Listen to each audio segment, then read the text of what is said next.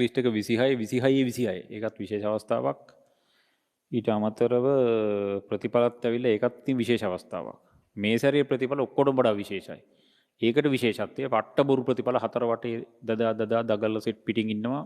ඒක සර්ලත් එහෙමයි ගෝලයොත් එහෙමයි ඔක්කොම උඩ පැන පැන හතර වටේ අමුතු සීන් යනවා. දැන් සිස්ටම් වෙනස්නේ. සිස්ටම් එක චේන්ජ් වුණා කියලා වෙනස් වෙලා තියෙන්නේ. ඔය වගේ චොර සීන් ටිකක් තමයි මට පේන හැටියට. කොහොම හරි කමන්නේ මගේ නම් සමස්ත උපරිම ප්‍රතිඵල වෙන ගිය සැරේටත් වඩා හොඳයි. මේ ප්‍රතිඵල කියන වෙලාවක් නොවන නිසා ප්‍රතිඵල නොකිය ඉන්නත් තීරණය කරා මේ වෙලාවේ. අද හෙටම වගේ වීඩියෝ එකක් දාලා මොනවා හරි විස්තරයක් තිබුණොත් මම කියන්නම්. ඊට අමතරව හැබැයි මං හිතනවා මින් ඉස්සරහට බොහෝ දුරට මගේ අතින් ප්‍රතිඵල ගැන මේ YouTube වීඩියෝ වගේ නිකන් ප්‍රචාරක කටයුතු කිසිම දෙයක් මේ ස්ථීරම ප්‍රතිඵලයක් කර නොවේ කියලා. මොකද සර් කෙනෙක්ගේ ක්ලාස් එකක පේපර් එකකට මොකෙක් හරි ඉඳගත්තම ඌ මගේ ආවා කියලා උඩ පනිනවා පිස්සු වැදෙනවා. ඒක දැක්කම ශාස්ත්‍රයේ අපිටත් ලැජ්ජයි ඉතින් ඒකේ ප්‍රශ්න කෝටියක් තියෙනවා. ඉතින් මට නම් තියෙනවා. මට පොඩි ආත්ම ලැජ්ජාවක් තියෙන ගතියක් මට තියෙනවා. මගේ බරපතල ප්‍රතිපත්ති ටිකක් තියෙනවා. බරපතල ප්‍රතිපත්ති ටිකක් තියෙනවා. අති බරපතල ප්‍රතිපත්ති. මේ ප්‍රතිපත්ති මම එදා ඉඳන් අද වෙනකන් කිසිම තැනක කඩ කරලා නැහැ. කල හෑන්ඩ්ලක් ගහලා නැහැ, ටීවී එකක් දාලා නැහැ, පෝස්ට් එකක් ගහලා නැහැ. මොන්නම මගේ channel එකේ කිසිම ප්‍රචාරක කටයුත්තක් මම වෙන කරලා නැහැ. හෑන්ඩ් බිල් කැල්ලක් ගහනවා එන එකෙක් වරින් ඕනනම් වැඩේ කරපන්.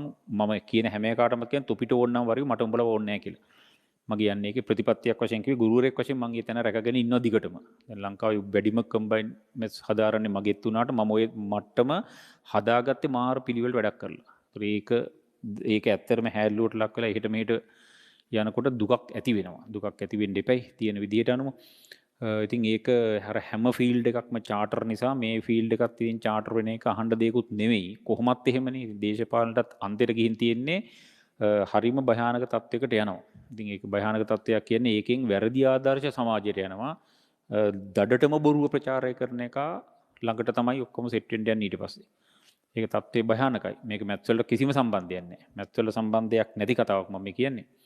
මගේ ප්‍රතිඵල හොඳයි. ඕන එකට හොයලා බලන්න පුළුවන්. මගේ ප්‍රතිපත්ති ගමකට තියෙනවා. මම කියන්නේ කිසිම දවසක මම උගන්වන නගර වලින් පිට කිසිම නගරයක දිස්ත්‍රික්කේ පළවෙනි එක ගැන මම කියන්නේ නැහැ. ඒක නොකියන එකම හේතුව ඒ නගරේ ඉන්න ගුරුවරයා දැඩි අපහසුතාවයට පත් වෙනවා. මොකද මගේ channel එක වැඩි දිනෙක බලනවා. ඉතින් මගේ කතා හිර මෙහෙට යන ගතියක් තියෙනවනේ. ඉතින් මම ඔක සෑරලා දැම්මම අරකට මොනවත් කරගන්න හම්බෙන්නේ නැහැ. ඒ ගැන හිතලා ගිය අවුරුද්ද දිස්ත්‍රික්ක 5ක පළවෙනිව ඊට කලින් අවුරුද්ද දිස්ත්‍රික්ක 5ක පළවෙනිව මගේ නුවර කුරුණෑගල කොළඹ නගර වලට හැර පිට මේ සැරේත් 5ක ඉන්නවා. එතකොට ඒක බොරුවක් වෙන්න බැරි කියන එක ඕනෙකට තේරෙන්නේ තමයි. 15ක ඉන්නවා කියලා කියනවනේ. ඉන්නේ 5යි. මම දන්නේ අවුරුදු 3න් 5යි. ඒක 6ක් වෙලත් නැහැ මම දන්නේ හේතුව. ඒක මම දන්නේ නැහැ. කොහොම හරි කතන්දරෙත් ඒක ඒ වගේ යම් විස්තරයක් තිබුණොත් ඉදිරි කාලෙත් කියයි. බොහෝ දුරට මෙතනින් ඉස්සරහට ප්‍රතිඵල ගැන අර මඩ වගුරට බහැලා නම් මම උඩ පනින්න යන්නේ නැහැ. මොන හේතුවක් නිසාවත් මගේ ආපු රටාවේ මම ගිහිල්ලා ඉතින් මාව පාවිච්චි දවස දඩස් ඉවරයි. එතනින් කතාව ඉවරයි ඔක්කොම. ඒකයි සිද්ධිය. එතකොට ඕක තමයි කතාව. කොකාකෝලා තමයි ලෝකේ හොඳම බීම. තැඹිලි වලට වඩා කොකාකෝලා පට්ට සිරා. තැඹිලි විකුණ ගන්න අමාරු. කොකාකෝලා ගේමක් නැතුව බොන්නේ ලස්සන වතුර වලට වඩා කොකාකෝලා හොඳයි.